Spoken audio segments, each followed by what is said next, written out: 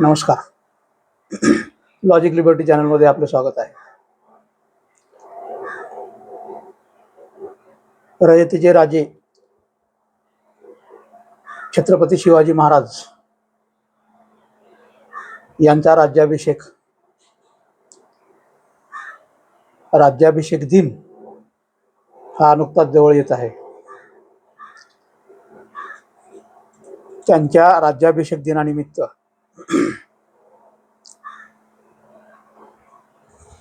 काही गोष्टी माझ्या वाचनात आल्या होत्या. यामध्ये शिवराय नावाचे एक पुस्तक आहे आणि या पुस्तकामध्ये एक चॅप्टर दिलेला आहे आणि त्याच्यामध्ये हा चॅप्टर कोणाचा आहे तर तो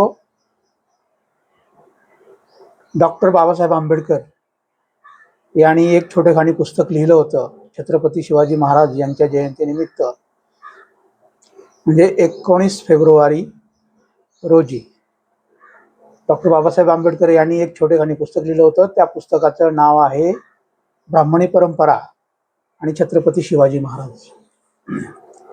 हे आपण वाचू शकता. तर अशा पद्धतीने या राज्याभिषेक नावाचंच चॅप्टर या ठिकाणी आपल्याला दिलेलं आहे आणि याच्या माध्यमातून छत्रपती शिवाजी महाराज ज्यावेळी राज्याभिषेक करणार होते त्यावेळी त्यांना अनंत अडचणी आल्या होत्या आणि सर्वात महत्त्वाची अडचण म्हणजे काय होती तर त्यांचा राज्याभिषेक नाकारण्यात आला होता. आता कोणी आणि कोणत्या कारणामुळे नाकारण्यात आला होता याची इत्थंभूत माहिती डॉक्टर बाबासाहेब आंबेडकर यांनी या पुस्तकामध्ये दिलेली आहे आणि माझ्याकडे जे पूर्ण पुस्तक नाही परंतु त्याची पानं प्रिंट केलेली आहेत ती माझ्याकडे आहेत. तर याच्यामध्ये बाबासाहेब आंबेडकर म्हणतात की हजारो वर्षापासून न्यायव्यवस्था ही धर्मसत्तेकडे होती आणि धर्मसत्ता ही कोणाकडे होती? धर्म मार्तंड म्हणजेच त्या काळातील किंवा त्या परिस्थितीनुसार ब्राह्मण समाजाकडे मोठ्या प्रमाणात होती आणि याच धर्मसत्तेकडे न्याय व्यवस्था पण होती, न्याय देण्याचा अधिकार सुद्धा होता. परंतु छत्रपती शिवाजी महाराज यांचा राज्याभिषेक जर पूर्ण झाला आणि छत्रपती शिवाजी महाराज हे जर राजे म्हणून प्रस्थापित झाले तर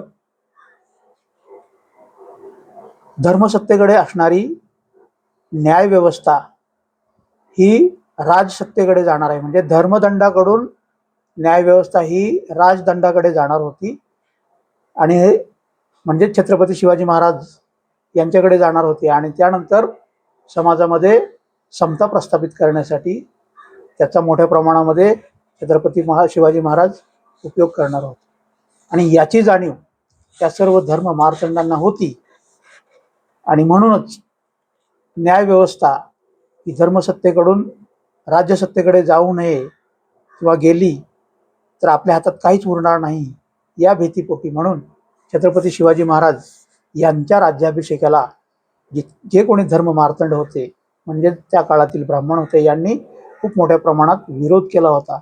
विरोध नव्हे, नुसता विरोधच नव्हे तर धर्मसत्तेनुसार त्यांच्याकडे जी न्याय व्यवस्था होती त्यानुसार समाजातील कोणत्या व्यक्तीचा स्तर कोणता असावा किंवा कोणता व्यक्ती कोणत्या स्तरात बसवायचा याचा अधिकार सुद्धा त्यांनाच होता आणि या अधिकारानुसार हे धर्मसत्तेतील धर्म मार्तंड कोणालाही मोठ्या प्रमाणात क्षुद्र म्हणून त्यांना त्या विभागामध्ये त्यांची काय म्हणायचं त्यात बसवत असत. क्षुद्र म्हणून की तुम्ही क्षुद्र आहात त्या विभागात त्यांना टाकण्याचं काम ही धर्मसत्ता करत होती.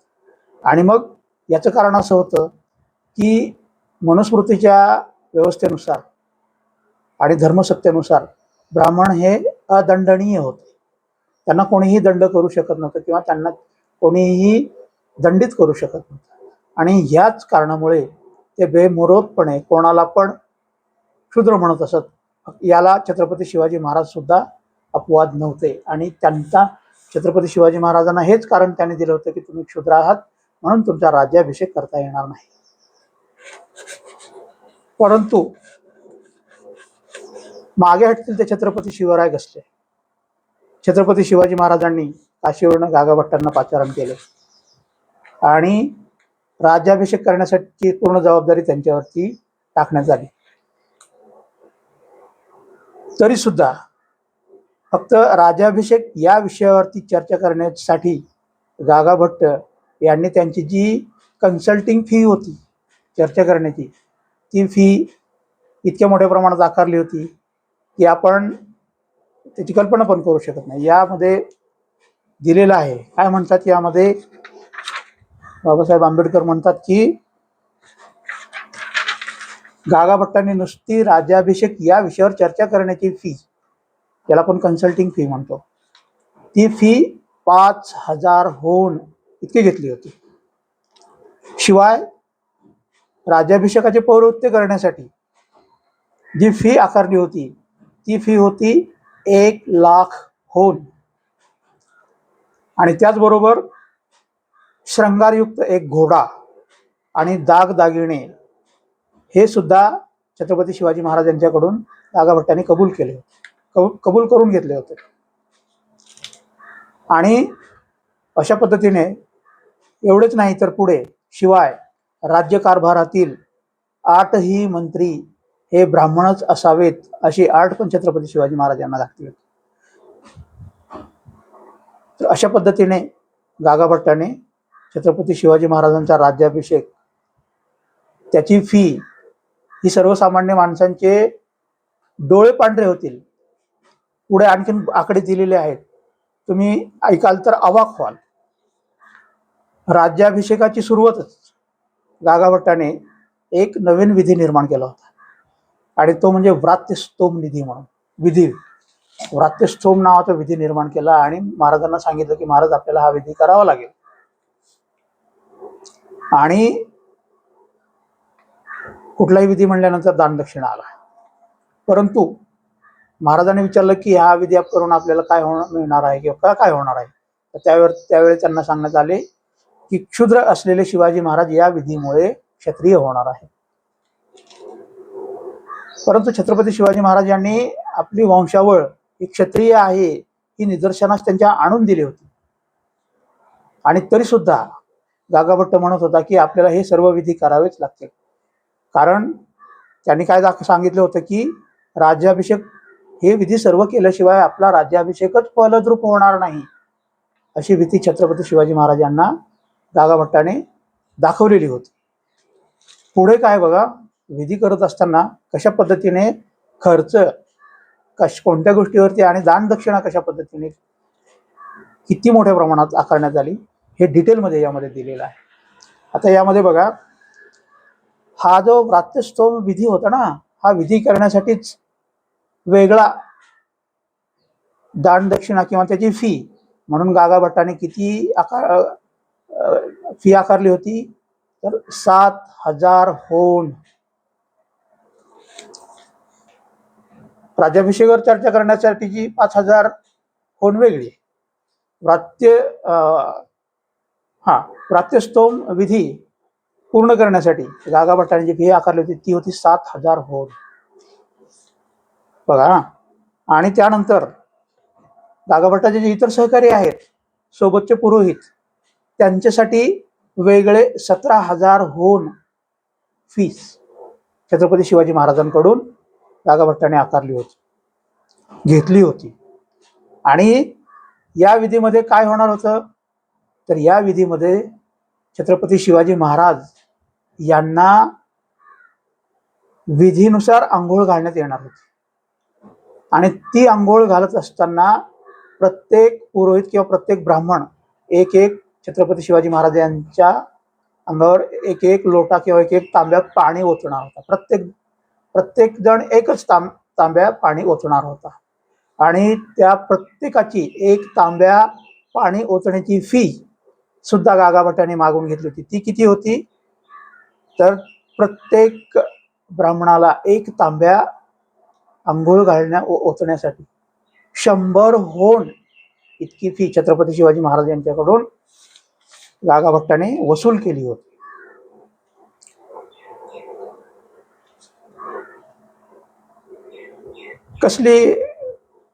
किती खर्च असेल फी किती मागणी आहे.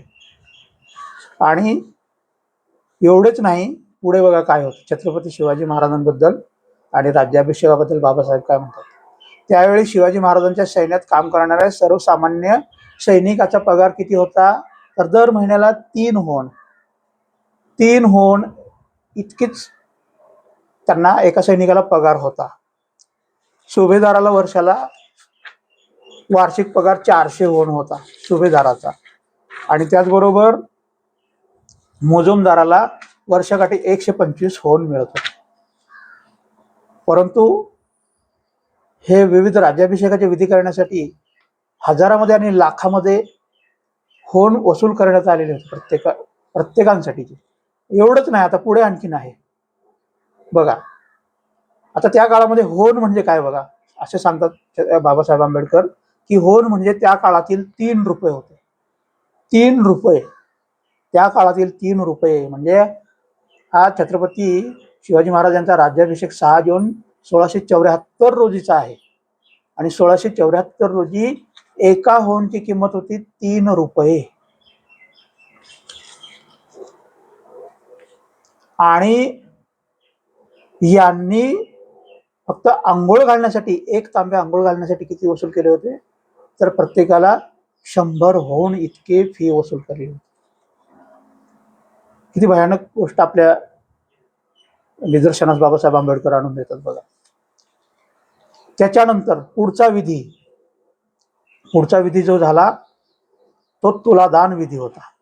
आणि ह्या तुलादान विधीमध्ये काय करण्यात येणार होतं, तर छत्रपती शिवाजी महाराज यांचा जितके वजन होणार होते तेवढ्या वजनाचे पैसे, तेवढ्या वजनाच्या वस्तू या सर्व ब्राह्मणांना दान म्हणून देण्यात येणार होत्या. त्याला म्हणायचं तुलादान. छत्रपती शिवाजी महाराज यांच्या वजनाच्या इतकेच पैसे आणि वस्तू ब्राह्मणांना दान देणे म्हणजेच तुलादान. राजाच्या वजनाचा भार किती झाला महाराजांच्या, छत्रपती शिवाजी महाराजांच्या तुलादान करत असताना, तर 17,000 सुवर्ण होन इतके छत्रपती शिवाजी महाराज यांचे वजन भार भरले. त्याच्यामध्ये डिटेलमध्ये दिलेलं आहे बाबासाहेब. मी माझ्या मनातला एक शब्द सुद्धा या ठिकाणी सांगत नाही. आणि 17,000 सुवर्ण होन इतका भार महाराजांचा भरला, म्हणजे वजन झाले. आणि हा विधी करण्यासाठी, तुलादान विधी करण्यासाठी गागा भट्टाने आकारलेली जी फी होती, ती फी होती फक्त आणि फक्त 1,00,000 सुवर्ण होन. चांगल्याचे डोळे पांढरे होण्याची हे आकडे ऐकल्यानंतर पांढरे होतील. सर्वसामान्यांची गोष्ट सोडून द्या.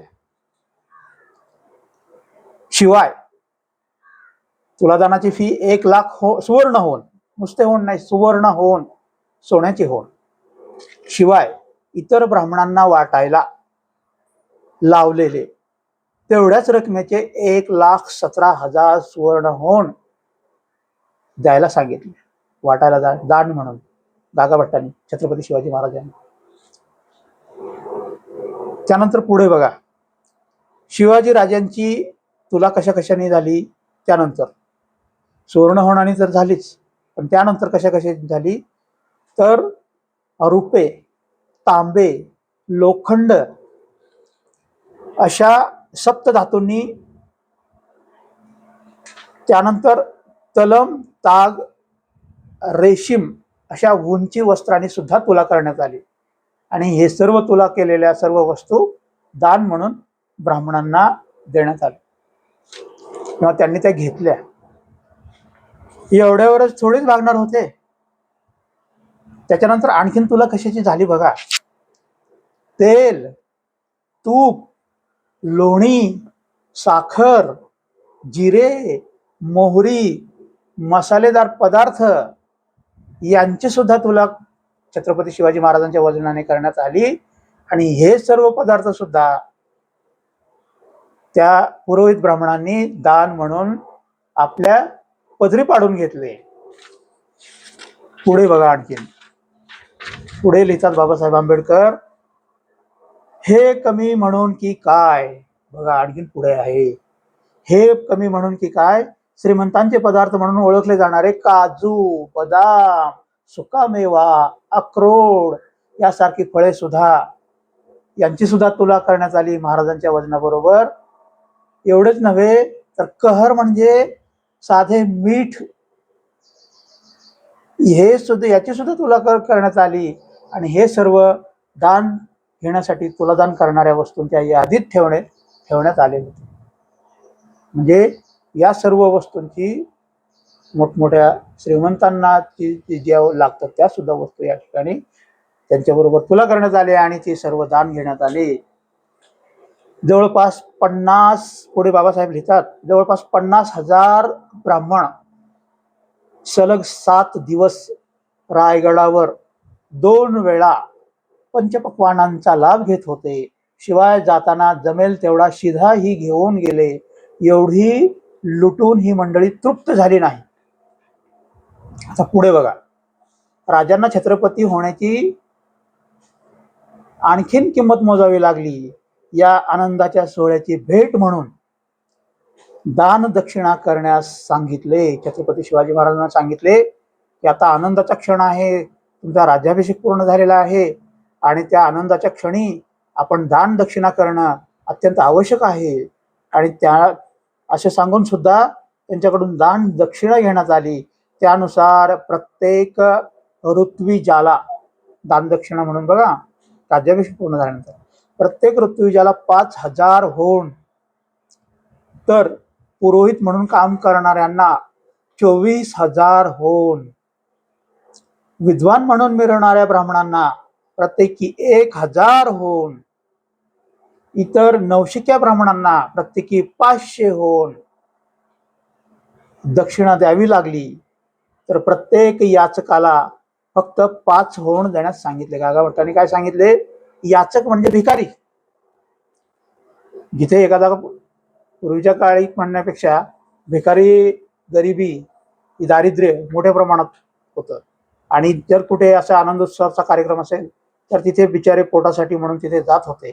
परंतु अशा याचकांना म्हणजे भिकाऱ्यांना किती सांगितलंय गागाभट्टांनी? तर फक्त 5 होन द्या दक्षिणा, आपलं काय भीक असेल त्यांची भेट म्हणून. आणि मग हा सगळा कार्यक्रम पूर्ण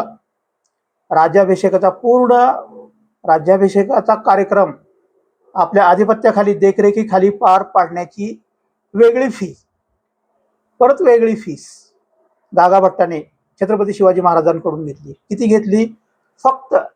फक्त आणि फक्त 1,00,000 होन.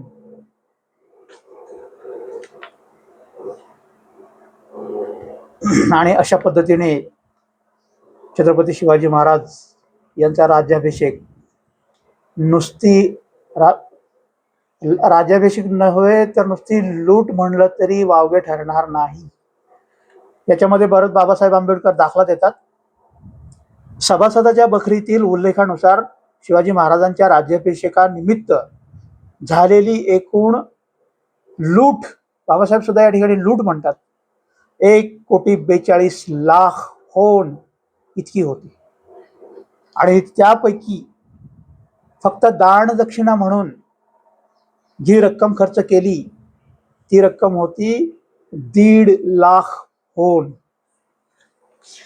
आणि मग इतक्या मोठ्या प्रमाणात छत्रपती शिवाजी महाराज यांनी आपल्या राज्याभिषेकासाठी जो खर्च केला किंवा ज्याला आपण खर्च करायला सांगितला इतर धर्म मार्तंडांनी छत्रपती शिवाजी महाराजांना, तर अशा पद्धतीने तो किती झाला खर्च एकूण? तर 1,42,00,000 रुपये त्या काळातले. 6 जून 1674 काळातील 1,42,00,000 रुपये छत्रपती शिवाजी महाराजांनी केवळ राज्याभिषेकावर खर्च केले. छत्रपती शिवाजी महाराज हे जितके शूरवीर होते तेवढेच ते बुद्धिवान सुद्धा होते. आणि या सर्व धर्म मार्तंडांना सोन्याची आणि पैशाची आंघोळ घालून छत्रपती शिवाजी महाराजांनी शेवटी राज्याभिषेक हा पूर्ण करूनच घेतला. आणि मग अशा पद्धतीने आपण जर पाहिलं तर बाबासाहेब आंबेडकरांनी याच्यामध्ये डिटेलमध्ये सर्व गोष्टी दिलेल्या आहेत. पण याचा हिशोब जर आपण काढला तर आत्ताच्या रकमेनुसार, तर तो हिशोब कशा पद्धतीने बघा, मी थोडक्यात एकच मिनिटात आपल्याला या ठिकाणी सांगू इच्छितो की त्या काळातील रुपयांमध्ये जर हा खर्च काढला तर 1 होन बरोबर 3 रुपये होता आणि 1,42,00,000 होन गुणिले 3 असं जर आपण गणित केलं तर त्याचे पूर्ण टोटल येते 4,126,00,000 रुपये. त्या काळातील रुपयामध्ये जर हे कन्वर्ट केले होन, म्हणजे 6 जून 1674 मध्ये होन जर आपण रुपयामध्ये कन्वर्ट केले तर 1 होन बरोबर 3 रुपये आणि 3 रुपये गुणिले त्या काळात खर्च जो झाला तर 1,26,00,000 रुपये. तर हे 1,26,00,000 गुणिले 3 रुपये जर केला आपण खर्च तर किती होतो याचं गणित आपण करावे आणि कमेंटमध्ये सांगा की एकूण किती खर्च होत असेल. आपल्याला हा व्हिडिओ कसा वाटला नक्की सांगा. अशा वेगवेगळ्या पद्धतीचे व्हिडिओ पाहण्यासाठी चॅनलला सबस्क्राईब नक्की करा, लाईक करा, शेअर करा. धन्यवाद. थँक्यू.